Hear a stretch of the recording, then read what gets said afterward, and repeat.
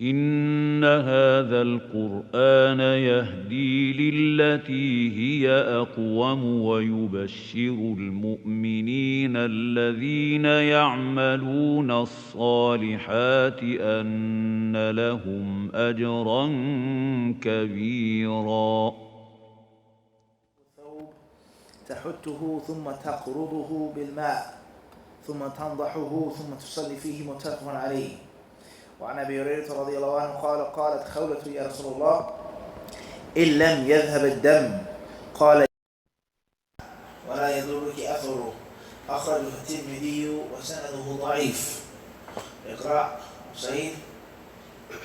Narrated Asma bint Abi Bakr, Messenger of Allah said concerning menstrual blood, when it contaminates one's clothes, she should scrape it, rub it with water, and sprinkle water over it, then pray in it. This is agreed upon. Narrated Abu Hurairah, Qawla asked Allah's Messenger sallallahu, what if the blood of menses does not completely disappear? He replied, water would be sufficient to wash it, and there is no harm if a trace of the blood remains on the clothes. صحيح. اقرأ الصالح.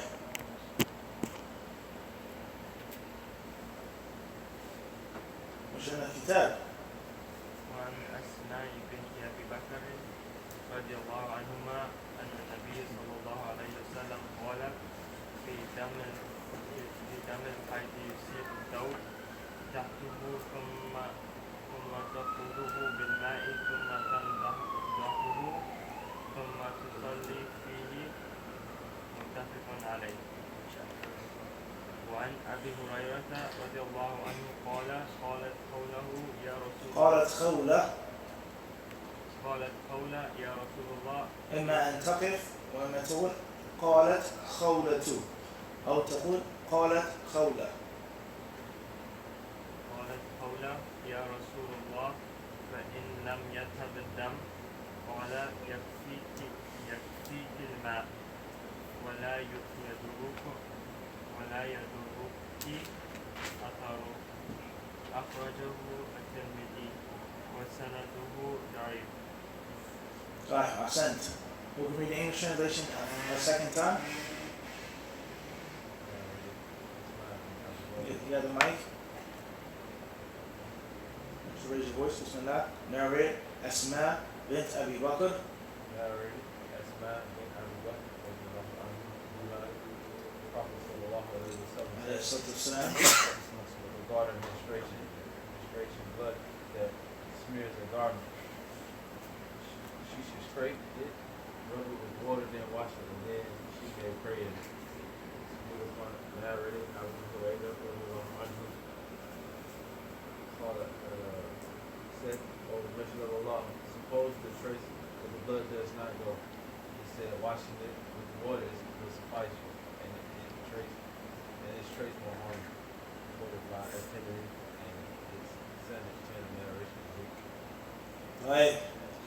Khair, inshallah. What are the main lessons from these two hadiths? The first, the hadith of Asma in Bukhari and Muslim, and the second is in At-Tirmidhi, reported by Khawla radiyallahu anhum jami'an. What are the main lessons that we take from these hadiths?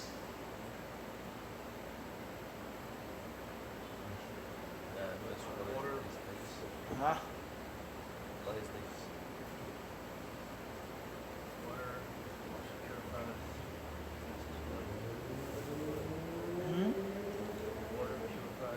Water purifies. What else? Can't pray on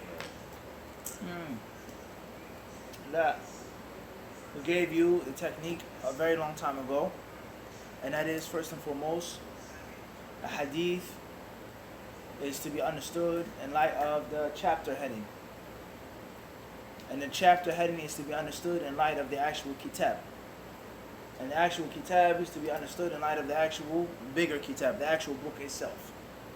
So here is Bulughul-Maram fi ahadith adillat al-ahkam, the rulings of the halal and of the haram. Naam. Then we have Kitab al-Tahara, the chapter of purification or of purity. And then we have the sub-chapter, which is what? إزالة إيش؟ ها لا what does the author say? ها بالعربي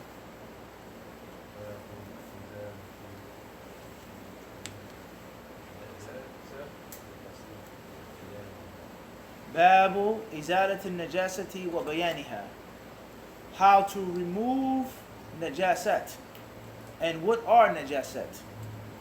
Yani, just because the bayan comes after the izala doesn't necessarily mean it is how it should be. Babu bayan najasat wa izalatiha. First of all, what is najasa? What is ayn najisa? And what is the proper Islamic way of removing and cleaning them? Naam. في تقديم وتأخير. You have to know what is the najasa first, then you know how to, or the proper way of what? And cleaning. Everybody clear on this? So therefore, before we get into water, before we get into kada, salah, kada, this or these two hadiths, they prove what? Menses is najasa. Ahsan, damul hayd is najis. They prove that the blood of menstruation is Islamically najis. You have to train yourself as a student of knowledge, even in English, to be able to deduce and extract. That's the main lesson of those two hadiths, primarily. Then we say it also teaches us the original way of cleansing one's garment from an impure substance, especially the blood of menses. Everybody clear on this? Everybody understand this? It shows that the blood of menses is Islamically impure. It may be impure to the sound mind, the sound fitra, one's aql. It's nasty, it's disgusting. But as we said before, our deen is based off of legislation. It's based off of what? Legislation. And a person, he has his natural fitrah, he has a sound cultural practice, and the beauty of all of that is that it's also deen. It's also what? Deen. It makes total sense to treat your mother kindly. Now, in my culture, a gentleman treats his mother kindly. But it doesn't stop there, as the kuffar, the Jews and the Christians and other people. But it's actual deen. It's actual deen. It's actual hasanat, al-ujur. It's rewards in you treating your mother what? Kindly. Everybody understand this? Everybody clear on this? It's a very important concept here. Is that it's not just nasty and disgusting and filthy to your mind, to your culture, to logic, but it's actual what? Legislative najasa. And if it is najis, if that blood is najis, then the rulings of najasa will now pertain to anything that it falls upon. A garment, the floor, a utensil, one's hand, directly touching it, etc. Everybody clear on this? Everybody clear on this? Touching it, selling it, witchcraft. From the things which prove witchcraft is unlawful, it's haram. It's going to deal with blood of menses, directly touching the blood, putting it in food, etc. Writing verses of the Quran and menstrual blood. Now, because if you're attacking someone and fighting someone, you have to have the adillah to falsify their claim. Everybody understand this? And you may need the evidence, the proof, the evidence to blow them out of the water. It's haram, kada, and on top of all of that, it's dealing with najasa. For him to have that, you may be battling someone, a sorcerer. Someone who's trying to say it's permissible to do sihr. It's good sihr. It's positive sihr. Calendar sihr. Now, you may go somewhere. You may be from a rural place, a country, a village. And they say it's okay to do this type of black magic or white magic, whatever type of magic. Because it's a good thing. But you're writing things with the blood of menses, which proves that it's false and it's haram, is that it's what? Najis. Maybe perhaps you can't really truly appreciate this. When you're talking to somebody that agrees with you, it's easy. You're talking to somebody that's on the same page as you, is what? It's simple. Khayr, inshallah. Somebody may come and they may say that there's nothing wrong with the blood of menses. There's nothing wrong with being with a woman and she has a menstrual cycle. That's Arab culture, somebody may say. Allah said that about the Arab culture. They looked at it as a disgusting thing, but it's really nothing wrong with it. It's your wife in 2016 and so on and so on and so forth. You have to have the sufficient what? Evidence. What's the blood, or what's the dalil that the blood of najasa, the blood of menses is najis? Because it's known. No. And I'm sure, I'm saying this knowledge, most of the brothers, this is what they would say. If someone asks them, what's the proof that it's haram for a woman to pray, this is impure, well, it's well known. That's what they'll say. It's well known. It's no. That's not the what? The dalil. عن أسماء بنت أبي بكر الصديق أخرجه البخاري ومسلم قال رسول الله كذا. Just that simple. Everyone understand this? So this is the main lesson from these two hadiths, and this is an issue which is ijma'. There's no difference of opinion among the ulama regarding that the blood of menses is najis. And as we study fiqh from the beginner's manual, we take one main view, we understand it, we break it down. The same applies to the hadith of the Prophet ﷺ. What does the hadith prove based off of the usul of fiqh? The qawa'id of istinbat, amr, nahi, a command, a prohibition, a statement, an action, etc. Recommended, dislike, the usul of fiqh, the legal theory. We break down the hadith, what the hadith proves. Then we move on to talk about some of the issues, what the ulama say about those issues, let alone the khilaf among those issues. So we study it a bit differently. Khairan, inshallah. So that's the main lesson from these two what? These two hadiths. So I'm going to give you an exam, Khalid. And I said, give me the main two lessons from this hadith. You're not going to say the hadith talks about the virtue of Asma bint Abi Bakr. The hadith talks about kada. The hadith talks about prayer. No. The hadith teaches us the najasa of blood of menses. If the blood of menses is najis, then all rulings of najasa now come into play. Can a woman make salat with it on her garment? Can a man touch it? Can. Because najasa, we'll explain some of the rulings of what? Najasa. Khayr, inshallah. Right, moving forward.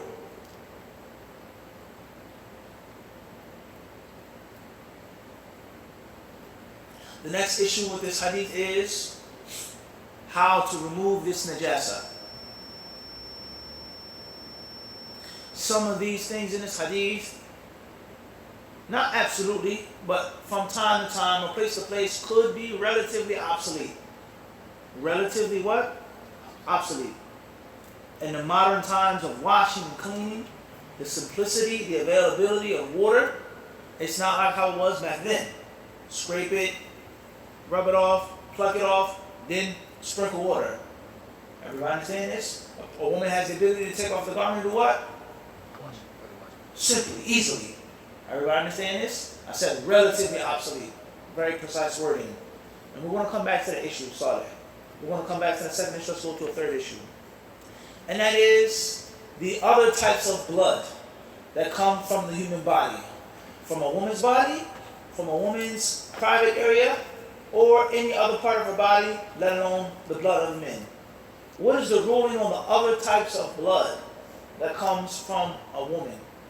Everybody understand this? Other types of vaginal blood, such as postnatal, such as istihada, the regular, such as, we mentioned that, dam fasad, bad blood, quote unquote, and other types of blood, whether they're natural or unnatural. Are they considered to be najis as well? As far as the blood of nifas, postpartum, postnatal, then it is also najis. And it has the exact same rulings in general as the rulings of menses, the blood of what? Menses. And other rulings of a mincing woman. Some issues the ulama agree on and others they differ over, such as entering the masjid. Can a mincing woman sit in the masjid? Can a woman on her postnatal bleeding sit in the masjid? Everybody understand? Everybody stay with me, please. Same concept. A woman who's mincing, can she touch the Mus'haf al-Sharif? And a woman who has a postnatal bleeding, can she touch it? The Mus'haf al-Sharif. A woman who's mincing, can she recite the Quran without touching it? A woman who has postnatal bleeding, can she touch it? That. Can a man touch and be close to his wife who's mincing and the same to a woman who is? Everybody understand this? Everybody on this? Now, some differences and inconsistencies, such as the time, 6 days, 7 days, postnatal bleeding 40 days, etc. It's very important because you're going to make your fundamentals and you build upon your what? Your fundamentals. You stack upon the original blocks. Strong in this chapter of Najasa, strong in the chapter of Hayd, you can build upon other what? Issues. You say, how do the ulama know these things? You listen to Sheikh Ibn Baz, rahimahullah, he answers this question, answers that question, he's blind because he did what? He started with foundation, strong, solid, and he builds upon it, and it's easier. Khairan inshallah. Right. Now, the concept of al-istihada, irregular bleeding. Everybody understand this? Now let's move on to men now. If you get a cut it. You're carving a knife. You cut your finger by accident. You cut your hand. Is that blood considered najis? Is that blood considered to be Islamically impure? Does it break your wudu? Everybody understand this? Some of the ulama, they say that all blood is what? Najis. Kulluha. All of it. A little or a lot. A drop, a cup, whatever comes out of the body is considered to be what? Najis. Everybody doing this? And others, they say the only blood which is najis is the blood that is explicitly spoken on in Kitab and in Sunnah. And that is number 1, blood of menses. Number 2, postnatal. Number 3, irregular blood. Mince, is it najis? Irregular? Istihada. Alright, let's move on to the next issue. We're not even answering that question. The next is with regards to a little bit of blood. Those ulama who consider it to be najis, they say yu'fa an yasirihi. If it's a little bit of blood, it's okay. Just like some of the ulama say, if it's a little bit of najasa, then it's what?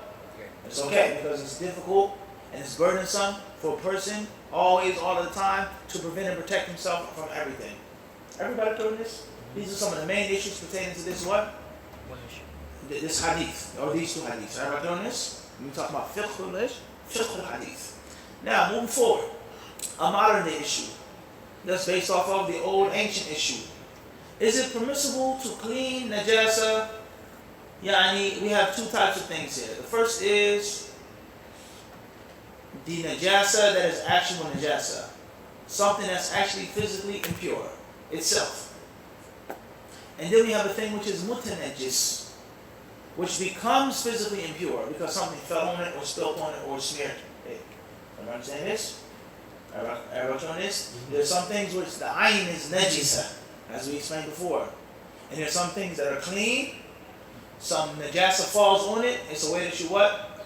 Clean it off. Everybody understand this?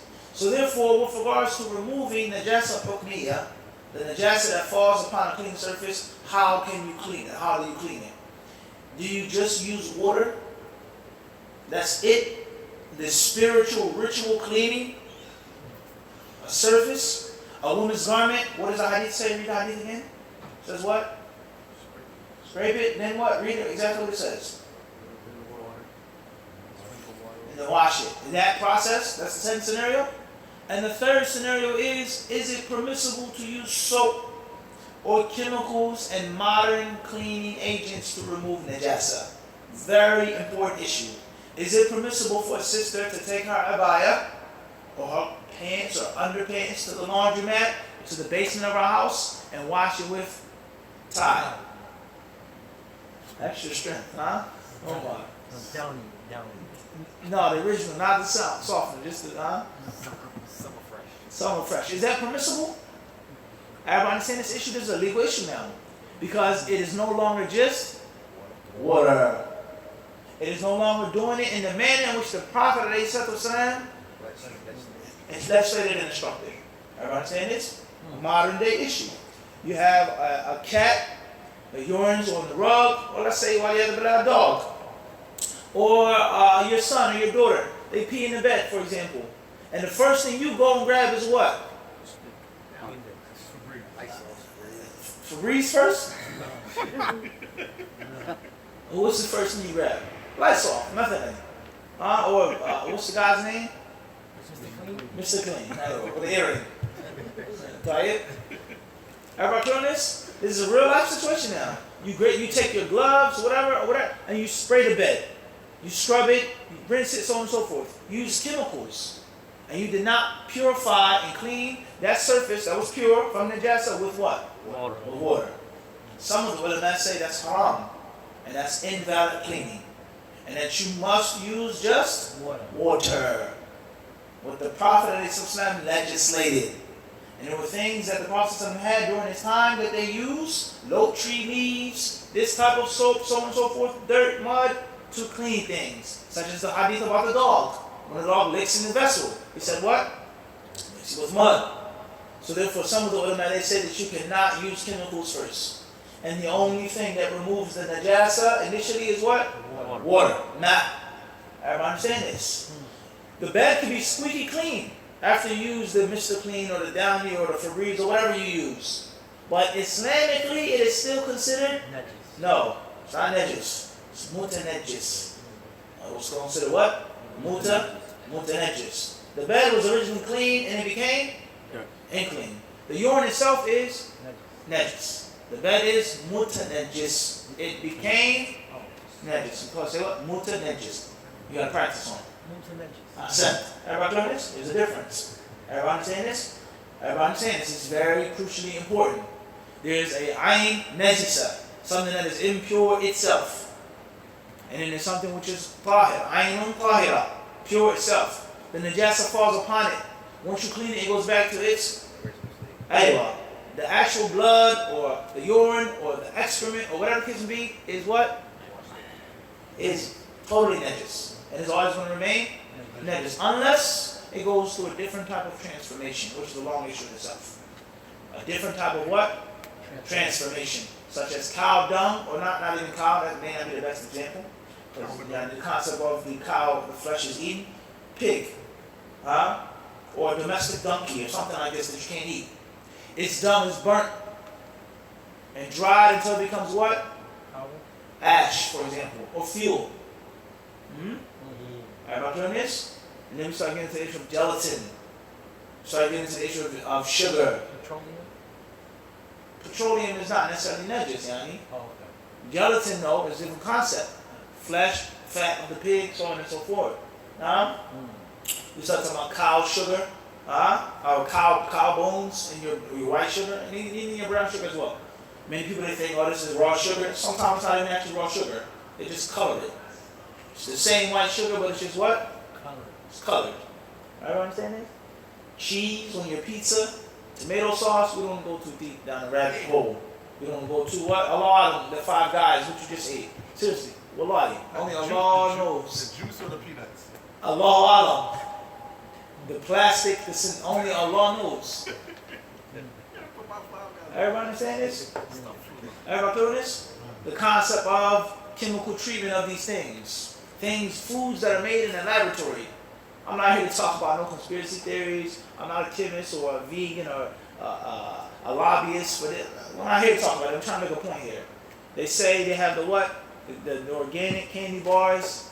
How many ingredients do they have on the back? A whole lot. Said the organic ones. So how many ingredients do they have? If that. 3 or 4. Then you take the other type of candy bar and it has what? Paragraphs of ingredients.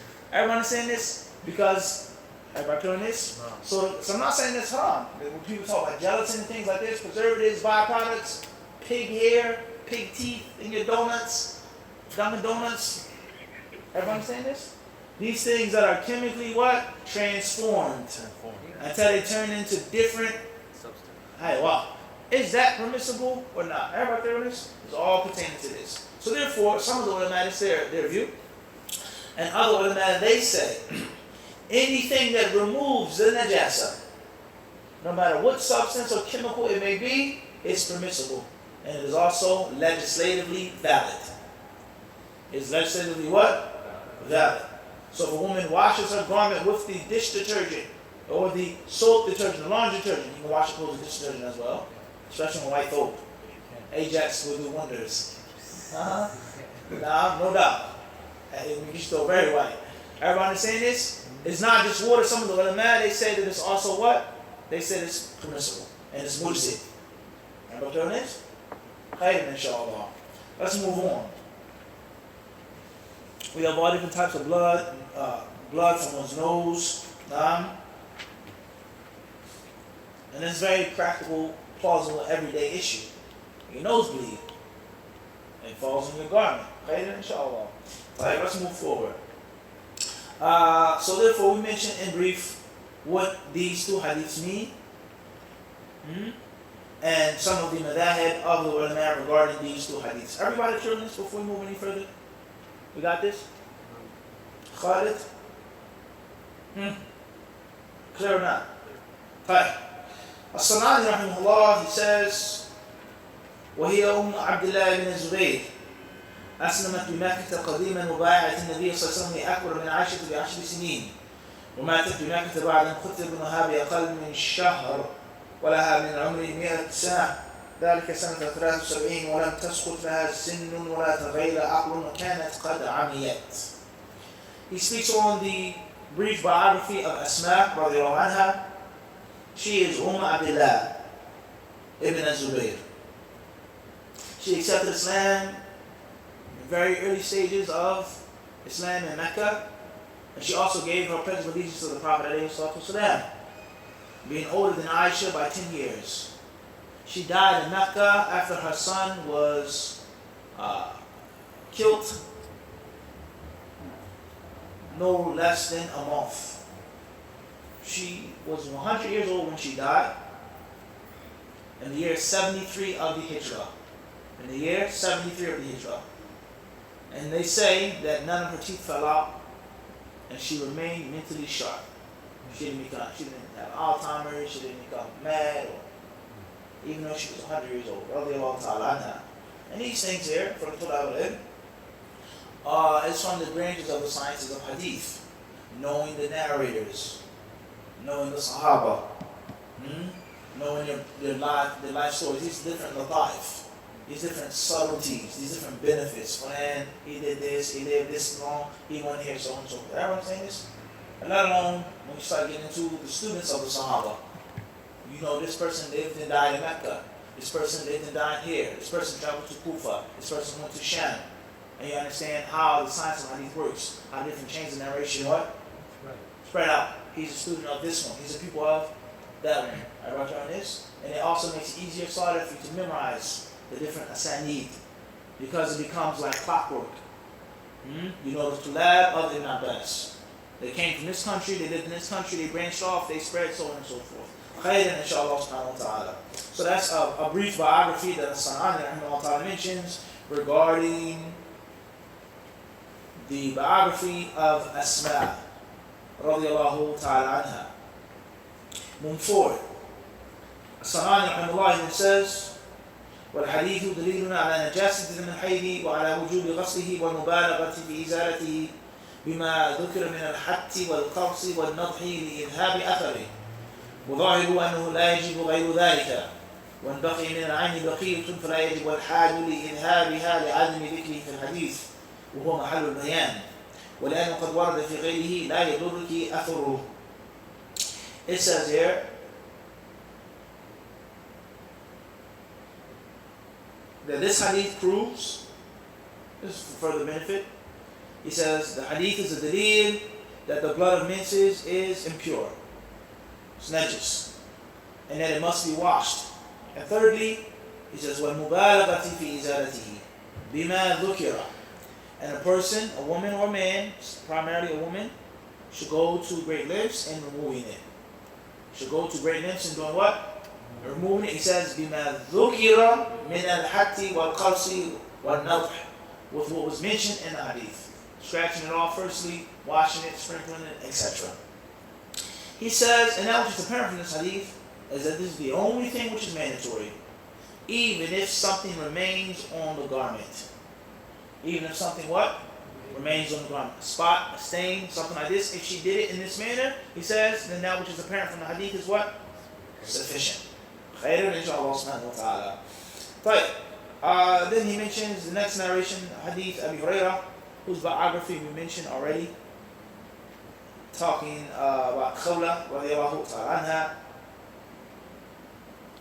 Or he says here,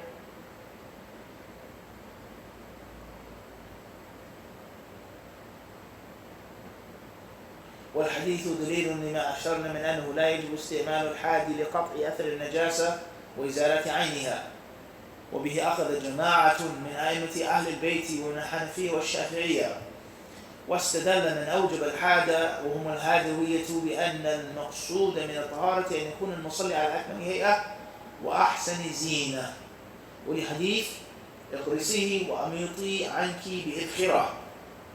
He says here, this hadith proves what we previously mentioned, the first hadith, and that you do not have to use something which is sharp or fine to remove the najasa. And other ulama, they say that you do. They say that you what? You do. And that's why we said some of these issues are relatively what? Relatively what? Obsolete. Whereas the modern means of washing, the availability of water and things like this, make it far easier than what was in the past. Everybody clear on this? Khayr, inshallah. Let's move on to the next chapter. The author, rahimahullah, he says, Al-Bab al-Rabi' Bab al-Wudu. The chapter of wudu. We have some fawaid here from the Sharih explaining. He says, في القاموس الوضوء يأتي بالضم الفعل وبالفتح ماؤه وهو مصدر أيضا أو لغتان يعنى بهما المصدر وقد يعنى بهما الماء. توضأت للصلاة وتوضيت اللغتي أو لغية أو لثغة. قال واعلم أن الوضوء من أعظم شروط الصلاة وقد ثبت أن الشيخين من حديث أبي هريرة مرفوعا إن الله لا يقبل صلاة أحدكم إذا أحدث حتى يتوضأ. وثبت حديث الوضوء شطر الإيمان وأنزل الله فريضته من السماء في قوله يا أيها الذين آمنوا إذا قمتم إلى الصلاة آية وهي مدنية. واختلف العلماء هل كان فرض الوضوء بالمدينة أو بمكة، فالمحققون على أنه فرض بالمدينة لعدم النص الناهي على خلافه. He mentioned some different fawaid and dawabit with regards to wudu. When you say wudu, can you say with a dhamma vowel sound or with a fatha vowel sound? Do you say wudu or wudu? And is it permissible to say both, to use both? Or when you use the fatha vowel sound, you're talking about the actual water that you're using. And with the dhamma vowel sound, it's the actual what? The act. This is very similar to what we explained before pertaining to suhoor, ascent. Do you say sahur or suhoor? Alright, I'm saying this. Suhoor being the act of eating a meal, and the sahur being the actual food, the ta'am that you eat. Everybody clear on this? Khayr, inshallah. These things are very important for every single Muslim, let alone the talib al-ilm. Let alone what? Student of knowledge. And a student of knowledge is someone who should be sharp. Shouldn't be sloppy. You should be sharp in your Arabic, in your understanding, the differences, the views, the ins and outs. That is the professional student of what? Student of knowledge. Professional talib al-ilm. Nothing about the talib al-ilm should be sloppy. Naam. Khayran inshallah. He then says here, know for sure that the wudu is from the most important and significant conditions of the salah. From the most important prerequisites of the salah is wudu. In Bukhari Muslim, Abu Hurairah narrated, the Prophet said, prayer done by one of you without wudu is unaccepted. Allah will not accept it. There's another hadith that's authentic. He says here that wudu is half of one's iman. Half of iman is wudu. He didn't say tuhur, he said what? Wudu. And Allah subhanahu wa ta'ala, He sent down His legislation from the sama, heavens, and Surah Al-Ma'idah, where you believe, إِذَا قُمْتُمْ إِلَى الصَّلَاةِ. When you stand to pray, Allah says, فَأَغْسِلُوا, wash, to the end of the ayah. And that ayah from Surah Al-Ma'idah was revealed when? Or where? In Medina. In Medina or after the Hijrah? Same word.